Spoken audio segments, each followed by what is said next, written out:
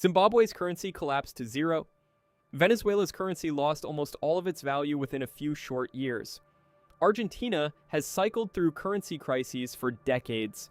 South Africa, sharing the same continent and facing many of the same economic pressures as its neighbors, has kept a functioning, tradable currency through global recessions, commodity crashes, and domestic political turmoil. The difference was not luck. It came down to one structural decision made decades ago, and the discipline to keep honoring it. Here is the mechanism. South Africa's central bank, the South African Reserve Bank, was deliberately structured to operate independently from the elected government. This independence is written into the country's constitution itself. The Reserve Bank's primary mandate is price stability, meaning controlling inflation, and politicians do not have the legal authority to instruct the central bank to print money simply to cover government spending shortfalls.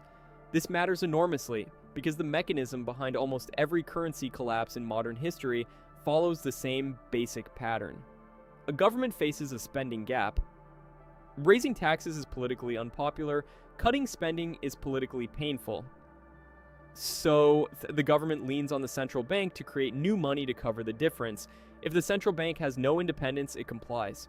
The result, as we have seen in Zimbabwe and Venezuela, is runaway money creation that eventually destroys the currency's value entirely. South Africa built a structural barrier against this exact failure mode. When the Reserve Bank's independence has been tested by political pressure, including periods where ruling party officials have publicly called for more aggressive money printing to fund social programs, the institution has had the legal standing to resist. The mandate exists on paper, and critically, it has been respected in practice across multiple changes in government. This does not mean South Africa's economy is healthy across the board. The country has struggled with persistently high unemployment, significant inequality, and slow growth for years. Central bank independence does not fix every economic problem a country faces. What it does is protect one specific critical thing: the basic function and trustworthiness of the currency itself. Compare this to countries in the region without that structural protection.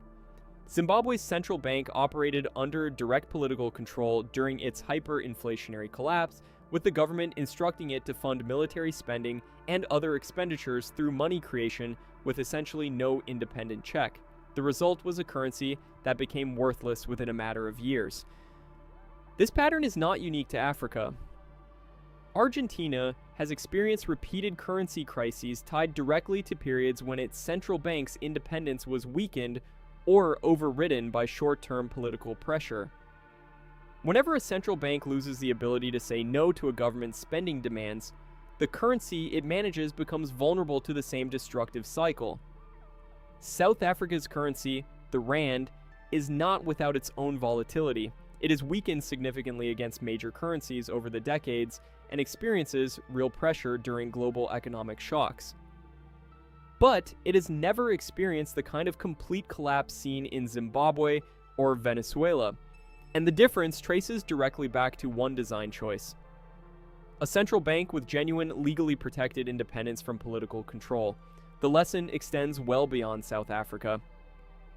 A central bank that answers primarily to politicians will eventually be used to solve political problems with monetary tools, regardless of the long-term cost to the currency. A central bank insulated from that pressure has a genuine chance of protecting the value of money, even when everything else around it is under strain. Currency stability is rarely about the size of an economy or the wealth of its citizens. It is about whether the institution managing the money supply can resist political pressure when it matters most. South Africa shows what that resistance looks like in practice. Its neighbors show what happens without it.